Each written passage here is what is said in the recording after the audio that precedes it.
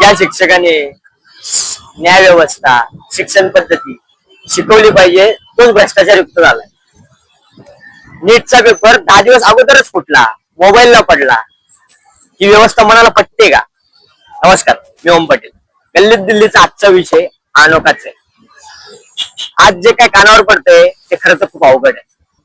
यातून भविष्य आपण जे जाणवतोय ते म्हणजे जगावं की मरावं हा प्रश्न विद्यार्थ्यांपुढे त्यांच्या पालकांपुढे पडतोय. मला आपल्याला एकच सांगायचंय, ज्यांनी आपल्याला न्याय व्यवस्था समजवली पाहिजे, ज्यांनी आपल्याला भ्रष्टाचार पाहिजे, भ्रष्टाचार मुक्त बनवलं पाहिजे, त्यांच्याकडून आपण ही अपेक्षा ठेवतोय का?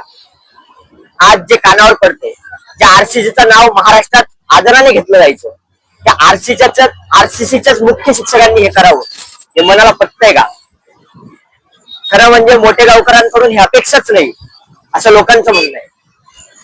पण त्यांनी असं काहीतरी करावं, जो पेपर 6 मेला आहे त्याचा पेपर 23 एप्रिललाच फुटावा, हे मनाला पटतंय का? एकदा मनाला विचारा.